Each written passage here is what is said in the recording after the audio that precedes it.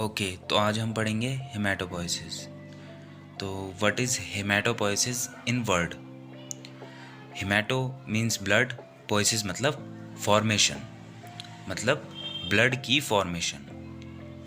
तो स्टार्ट करते हैं।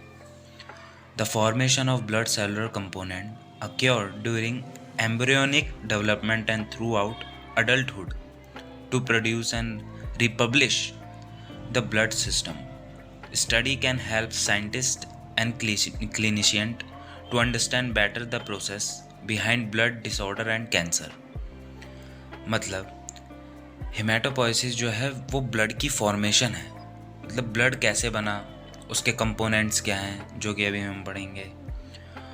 तो ये चीज़ साइंटिस्ट और क्लिनिशियन को मदद करता है ब्लड के डिसऑर्डर, डिजीज़ या फिर कोई कैंसर हुआ है उसे ये चीज़ें जानने के लिए। तो पहले हम चार्ट देखेंगे। ये जैसे ऊपर की तरफ multi potential hematopoietic stem cell है और इससे दो ब्रांचें निकल रही हैं, कॉमन माइलॉइड प्रोजेनेटर और कॉमन लिम्फोइड प्रोजेनेटर। इसको हम बोलते हैं, अभी हम ये पूरा चार्ट ही पढ़ने वाले हैं एक तरीके से वैसे, और जो इसमें ब्रांचिंग हो रही है वो सिर्फ इस सेल की वजह से हो रही है जो हमारा स्टेम सेल है, ये ऊपर की तरफ सबसे ऊपर। What is a stem cell? An immature cell that can develop into all type of blood cells include white blood cell, red blood cell and platelets. मतलब एक स्टेम सेल से हमारे ब्लड के सारे कंपोनेंट्स बने हैं। हमारा ब्लड स्टेम सेल की ही देन है। पहले ये प्रोड्यूस होगा, इसकी ब्रांचेस बनेंगी, तब जाके हमारा ब्लड फॉर्म होगा, पूरा ब्लड टोटल। तो स्टेम सेल कैसे निकलता है? This is also an adult stem cell. It's a hematopoietic stem cell which also lives in bone marrow, but instead produces red and white blood cells. As well as mesenchymal and hematopoietic stem cells, there are other types of adult stem cells in the body, but their potential is limited to being able to produce only a few different types of cells. This is known as being multipotent. In regenerative medicine, the ability to control the differentiation of stem cells into specialized cells. Stem cell एक main cell होता है जो कि हमारा blood बनाता है, blood form करता है। आपने सुना भी होगा कि स्टेम सेल ट्रांसप्लांटेशन, वो बाहर से स्टेम सेल डाला जाता है जिसकी बोन मैरो में डिफेक्ट्स होते हैं या फिर कुछ किसी और कारण से उससे स्टेम सेल प्रोड्यूस नहीं हो पा रहा शरीर को, उससे उसकी बॉडी से, तो उसके लिए हम ट्रांसप्लांट करते हैं स्टेम सेल को, मतलब बाहर से डाला जाता है शरीर के अंदर। तो what is multi potential hematopoietic stem cell, जिसे हम HSC भी बोलते हैं। तो are multi potential primitive cell that can develop into all type of blood cells including myeloid lineage and lymphoid lineage cells. HSC can be found in several organs such as peripheral blood, जिसे हम PBB बोलेंगे, bone marrow BM बोलेंगे, and umbilical cord blood UCB। मतलब stem cell सिर्फ bone marrow से नहीं निकलता, मतलब अगर हम RBC, WBC, प्लेटलेट्स बनाना चाहते हैं तो वो बोन मैरो से निकलेगा, मगर जो स्टेम सेल है, हेमाटोपोएटिक स्टेम सेल जो है, वो PB से भी निकलता है, पेरिफेरल ब्लड से भी निकलता है और UCB से भी निकलता है, umbilical cord blood.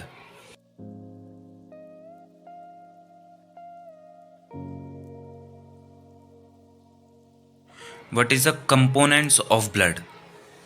RBC scientific term में हम इसे एंथ्रोसाइट भी बोलेंगे, WBC वाइट ब्लड सेल्स, इसे हम साइंटिफिक टर्म में ल्यूकोसाइट बोलेंगे, और ये इसके टाइप्स हैं।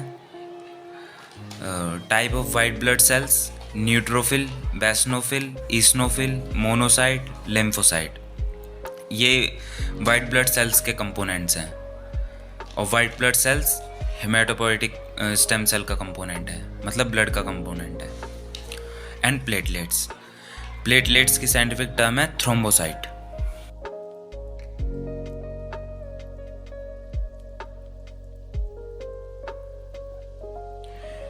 व्हाट हैपन्स ड्यूरिंग हेमाटोपोइसिस, मतलब जब ब्लड फॉर्म होता है उसके बीच में या फिर उसके दौरान क्या चीज़ें होती हैं। तो स्टार्ट करते हैं। Hematopoiesis begin with an originated cell common to all blood cell type. यहाँ पे स्टेम सेल की बात हो रही है। It's called a hematopoietic stem cell, ये आ गया HSC। An HSC develops into a precursor cell or blast cell. A precursor cell is on track to become a specific type of blood cell, but it's still in the early stage. A precursor cell goes through several cells division and change before it become a fully mature blood cell. मतलब इसकी branches निकलने से पहले, stem cell के बाद और branches निकलने से पहले स्टेम सेल ब्लास्ट में कन्वर्ट हो जाता है। उससे बनता है माइलॉइड प्रोजेनेटर, लिम्फॉइड प्रोजेनेटर, और जो माइलॉइड प्रोजेनेटर है वो मेन कंपोनेंट्स ऑफ ब्लड बनाता है, और जो लिम्फॉइड प्रोजेनेटर है वो लिम्फॉइड बनाता है, जैसे टी सेल, बी सेल। तो और जो अर्ली स्टेज होती है उसकी वो इमैच्योर होती है, और उसके बाद डेवलपिंग स्टेज आती है, उसके बाद अब वो होता है mature. Type of hematopoiesis include erythropoiesis, जो हमारा आरबीसी प्रोडक्शन है। एंथ्रो मतलब RBC, red blood cell, poiesis मतलब फॉर्मेशन, हेमाटोपोइसिस की तरह। Leukopoiesis, white blood cell production. Thrombopoiesis, platelets production. What happens during red blood cell production, मतलब erythropoiesis के दौरान क्या चीज़ें होती हैं। Red blood cell production occur in your bone marrow and HSC hematopoietic stem cell mature into a precursor cell called an anthroblast. An anthroblast become an immature red blood cell called reticulocyte. Finally, a reticulocyte develops into a mature red blood cell. मतलब जब RBC बनता है HSC से, haematopoietic stem cell से जब वो बनता है तो वो इमेच्योर होकर बनता है, मतलब उसके अंदर न्यूक्लियस प्रेजेंट रहता है जब वो इमेच्योर रहता है, और जब वो डेवलपिंग होता है उसके अंदर तब भी न्यूक्लियस प्रेजेंट रहता है, और जब वो मैच्योर हो जाता है तो उसके अंदर से न्यूक्लियस गायब हो जाता है, उसमें उसके अंदर से न्यूक्लियस एब्सेंट हो जाता है, वो दिखता नहीं है फिर उसमें, और उसे हम बोलेंगे इमेच्योर सेल को रेटिकुलोसाइट। हम उसे अभी आरबीसी नहीं बोलेंगे, एंथ्रोसाइट नहीं बोलेंगे, हम उसे रेटिकुलोसाइट बोलेंगे।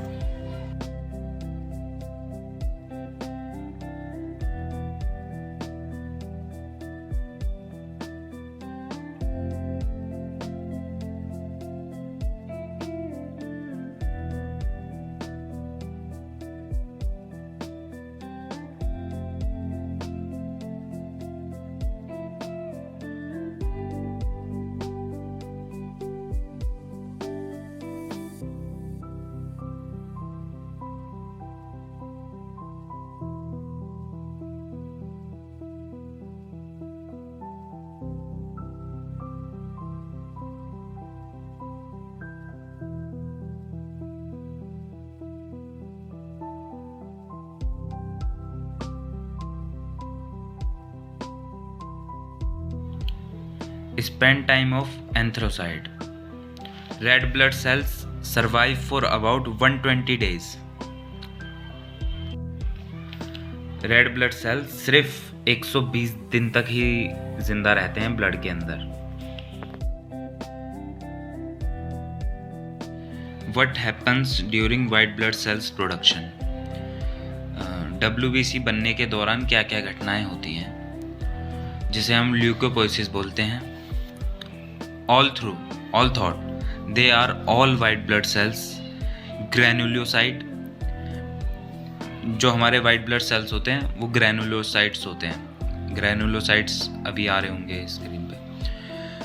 पैसनोफिल, eosinophil and neutrophil have silently different organs from monocyte and lymphocyte. In addition monocyte and lymphocyte follow different development path. मतलब मोनोसाइट और लिम्फोसाइट दोनों के जो पाथ हैं, जो सेल बनाने की प्रक्रिया है, वो अलग होगी, भिन्न। White blood cell surviving for a few hours to a few days. मतलब वाइट ब्लड सेल्स सिर्फ कुछ घंटे और कुछ दिनों तक ही जिंदा रहते हैं ब्लड के अंदर। In this video, we're going to look at white blood cells in particular. These are our warriors, the army inside our body that protects us from infectious diseases and foreign invaders. They may only make up 1% of our blood, but my gosh, they are important. Our body has a first line of defense, which we saw in the video on body defense against pathogens. But when this fails, our white blood cells kick into action. White blood cells are the cells of our immune system. There are two types of white blood cells, phagocytes and lymphocytes. Phagocytes have a multi-loop nucleus within the cytoplasm. They are made in your bone marrow and they actively seek out to engulf bacteria. They will even squeeze out of the blood through the capillary walls to reach infected tissue. Nothing stops these cells when they are on a charge. They will often die loaded with bacteria that they have engulfed and killed. In boils and cuts, this is seen as yellow pus.